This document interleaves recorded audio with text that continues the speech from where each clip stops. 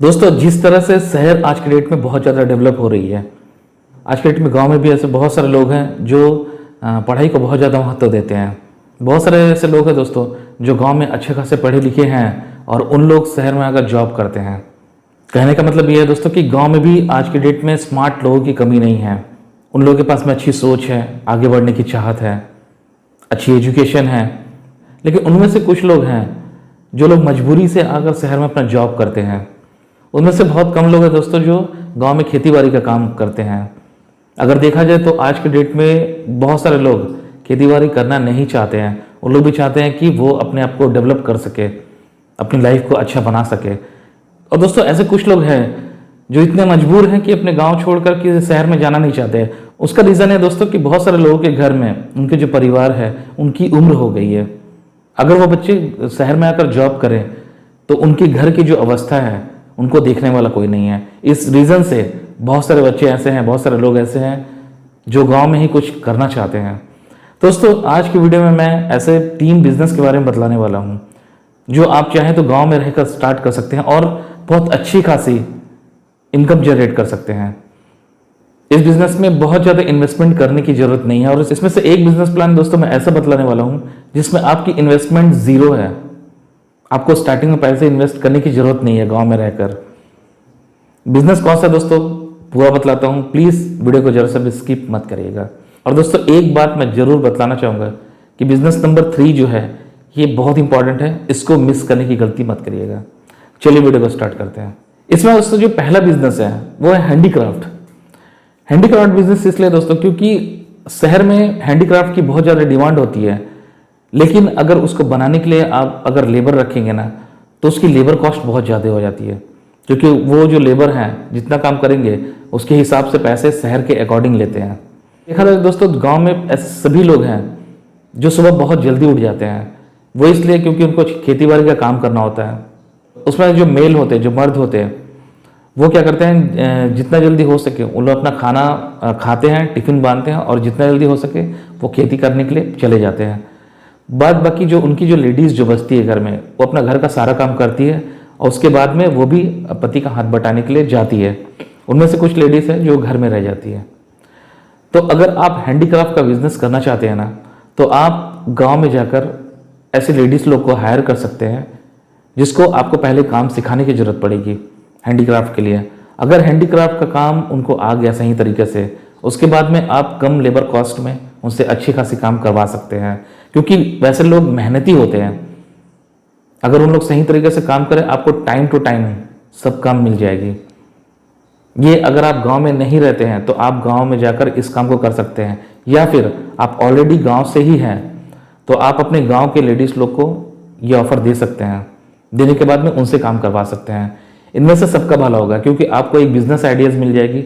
उस बिजनेस को आप रन कर सकते हैं, उससे आपको प्रॉफिट। और ऐसे लेडीज़ लोग जो खाली टाइम में घर में बैठती हैं उनको भी 2 पैसे अर्निंग हो जाएंगे।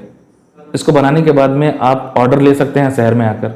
ऑर्डर लेने के बाद में आप इसको शहर तक खाली माल पहुंचाना है, आपका यही काम है। और धीरे धीरे आप अपने शहर में देखिएगा कि कौन कौन सा ऐसा शॉप है जो हैंडीक्राफ्ट का सामान लेते हैं, क्योंकि दोस्तों हम सब जानते हैं कि हैंडीक्राफ्ट के सामान की कितनी ज़्यादा डिमांड है। इसलिए आप इस काम को चाहें तो कर सकते हैं। अब बात करते हैं दोस्तों बिजनेस नंबर 2 की। ये दोस्तों अचार और पापड़ का बिजनेस। दोस्तों, अचार और पापड़ का बिजनेस गांव से करना इसलिए अच्छा है क्योंकि जैसे कि मैंने स्टार्टिंग में बताया कि गांव में सभी लोग अपने अपने काम पर लग जाते हैं। उसके बाद में सारा काम बहुत जल्दी हो जाने के बाद में काफ़ी लेडीज़ लोग हैं, उनके पास में बहुत सारा टाइम होता है। अगर उसी टाइम को वो चाहे तो अच्छा खासा पैसा अर्न कर सकती है इसी बिजनेस को लेकर। इसमें दोस्तों ज़्यादा कुछ नहीं करना है, कम से कम 5-7 लेडीज़ या 8-10 लेडीज़ मिलके एक साथ इस काम को स्टार्ट कर सकते हैं। इसमें ज़्यादा इन्वेस्टमेंट की जरूरत नहीं पड़ेगी। आपके पास में जो भी जमा पूंजी है, थोड़ा बहुत पैसा, उसको इन्वेस्ट कर सकते हैं। इन्वेस्ट करने के बाद में आप अचार बनाकर उस बिज़नेस को आगे बढ़ा सकते हैं, क्योंकि हम सब जानते हैं कि शहरों में अचार की बहुत ज़्यादा डिमांड है और बड़ी बड़ी कंपनीज बनाते हैं इसको। ये बात ठीक है, लेकिन उस तरह से उनके रेट भी होते हैं। और आज के डेट में भी मैंने शहर में ऐसे बहुत सारे लोगों को देखा है जो गांव का जो ओरिजिनल जो फील होता है, जो उनके टेक्सचर जो टेस्ट होते हैं उनको फील करना चाहते हैं। अगर आप सही तरीक़ा से एकदम जेन्युइन तरीक़ा से अगर बनाते हैं अचार इस तरीके का, तो आपको नहीं पता कि शहर में इसकी कितनी ज़्यादा डिमांड होगी। दोस्तों क्योंकि आप स्टार्टिंग फेज में होंगे तो इसलिए इसमें बहुत ज़्यादा आपको मार्जिन रखने की कोई ज़रूरत नहीं है। आप थोड़ा सा लो मार्जिन में, आप क्योंकि इस बिज़नेस को स्टार्ट कर रहे हैं, आप इस तरह से अपने काम को आगे बढ़ा सकते हैं। सबसे पहले आपको ये करना है कि सीजन होने पर जिस चीज़ की अचार की ज़्यादा डिमांड होती है, जैसे कि मैं बात करूँ तो आम के अचार की सबसे ज़्यादा डिमांड होती है हर शहर में। तो सबसे पहले कुछ लेडीज़ मिलकर आपके पास में जो भी पैसे हैं आपस में जोड़कर, अगर आप आपके आसपास में ही अगर कोई आम का बगीचा या उनका कोई ओनर जो है उनसे बात कर सकते हैं और अच्छे दामों पर कुछ आम परचेस कर सकते हैं। करने के बाद में उसको आम का अचार वो सब बनाइए। बनाकर अगर स्टार्टिंग में आप अगर लेबल नहीं लगाना चाहते हैं तो भी कोई बात नहीं है, आप स्टार्टिंग में आइए और बिना लेबल के ही स्टार्टिंग में शहर में कुछ जगह पर बेच कर देखिए कि आपकी वो माल चलती है कि नहीं।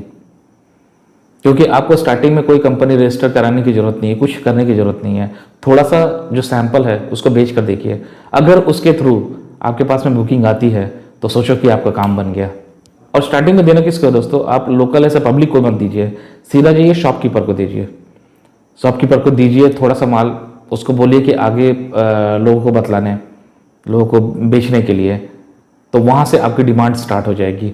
और एक बार अगर आपका काम चल पड़ा तो उसके बाद में हो सकता है कि आपको कभी पीछे मुड़ के देखने की जरूरत नहीं पड़ेगी। ठीक इसी तरह दोस्तों पापड़ का भी बिजनेस है। आप चाहे तो इन बिजनेस को साथ में कर सकते हैं।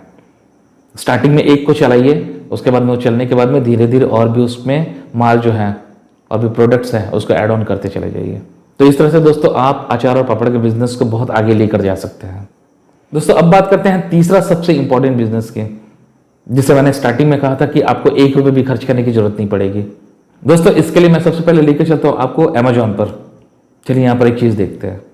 चलिए अभी स्टार्ट करते हैं। पहले चलते हैं क्रोम ब्राउज़र ओपन करते हैं, यहाँ पर अमेजोन ई कॉमर्स कंपनी इसको ओपन करते हैं। ठीक है, amazon.com पे। उसके बाद यहाँ पर हम लिखेंगे काउ डंक, ठीक है, और एक काउ डंक केक है। काउ डंक केक में यहाँ पर गो, ठीक है। यहाँ पर देखिए कितने सारे चीज़ें, देखिए यहाँ पर इसके रेट देखते रहिए। 145, 294, कितने पीसेस है, 1 2 3 4 5 6 पीसेस है। 294 1 kg है, ठीक है। और देखिए यहाँ पर 210, यहाँ पर देखिए 115, ठीक है, 59, 99, ठीक है। दोस्तों आपने इस चीज को देख लिया, आप यकीन नहीं करेंगे इसकी डिमांड आज के डेट में शहर के मैक्सिमम घरों में है। क्योंकि इसकी मेन रीजन जो है दोस्तों वो ये है कि शहर में काउ डंक जो है वो कोई नहीं बनाता है। बहुत ही रेयर हो सकता है कोई बनाता होगा, लेकिन जनरली हर जगह में अवेलेबिलिटी नहीं होती है। इसलिए मजबूरन लोगों को ऑनलाइन ये सब परचेस करनी पड़ती है। और ऑनलाइन में कीमत आप देख सकते हैं कितनी ज़्यादा कीमत है, और साइजेस वगैरह है वो जो नॉर्मल है। इसको दोस्तों ऑनलाइन जब आप बेच रहे हैं तो वहाँ से तो आपको अर्निंग होगी, साथ ही साथ आपको ये करना है कि ऑफलाइन में भी अगर किसी को नीड है तो आप उसको डायरेक्ट सेल आउट कर सकते हैं हाथों हाथ, वहाँ से भी आपको पैसे जनरेट होंगे। जैसे कि दोस्तों मैंने स्टार्टिंग में बोला था कि आपको इस काम को करने के लिए 1 रुपये इन्वेस्टमेंट करने की जरूरत नहीं पड़ेगी, आप इसको फ्री में शुरू कर सकते हैं। वो कैसे? सबसे पहले देखिए, आप जैसे कि गांव के अंदर में जानते हैं कि काउ डंग जो होती है वो बहुत जगह मिल जाती है, गोबर जिसको बोलते हैं, वो बहुत जगह मिल जाती है। आपको उसको पैसे देने की स्टार्टिंग में ज़रूरत नहीं है, आप उनसे बनाइए काउ डंग, उसको कहीं कहीं कंडा बोलते हैं, उपला बोलते हैं, उसको बनाइए। बनाने के बाद में उसको सेल आउट करिए। सेल आउट करने के बाद में जो प्रॉफिट आपको होती है ना, उसमें से जो उनका हिस्सा है वो दे दीजिए। और ये बात आपको उसको स्टार्टिंग में बोलनी होगी, क्योंकि वो भी जानते हैं कि वो इस चीज़ को कहीं जाकर बेच नहीं रहे हैं। तो अगर आप उसको दोस्तों हाथों हाथ खरीदते हैं तो उसमें उनकी बिल्कुल टेंशन नहीं रहेगी उस चीज़ के बारे में। उसे आप खुद लाकर, आप उसे खुद बनाकर सेल आउट कर सकते हैं। तो इसमें अगला कभी टेंशन नहीं है दोस्तों कि गोबर को इस वक्त में कहाँ रखा जाए, क्योंकि ऐसे में बहुत सारे लोग अपने आंगन में रखते हैं, अपने खेत खार में रखते हैं, तो इससे उनका बहुत सारा जगह जाम हो जाता है। तो इस वजह से आप उनका जो प्रॉब्लम है उसको भी सॉल्व कर रहे हैं और प्रॉफिट अपनी जगह में है। तो दोस्तों ये जो 3 बिजनेस है इसमें बहुत ज़्यादा इन्वेस्टमेंट करने की जरूरत नहीं है। दोस्तों इन तीनों में से कोई भी बिजनेस को अगर आप चाहें तो बहुत कम इन्वेस्टमेंट के साथ शुरू कर सकते हैं। और दोस्तों ये काफ़ी सफल बिजनेस है, ऐसा नहीं कि आप बहुत ज़्यादा कुछ हट के कर रहे हैं, ये ऑलरेडी चल रही है और आप उसी बिजनेस में अपना हाथ डाल रहे हैं। तो आपको इसमें से प्रॉफिट जनरेट जरूर होगी अगर आपको बिजनेस करने का सही तरीका पता हो तो दोस्तों आई होप कि इस वीडियो से आपको सब कुछ समझ में आ गई होगी कि कैसे किस बिजनेस को स्टार्ट किया जा सकता है और कैसे आगे बढ़ाया जा सकता है।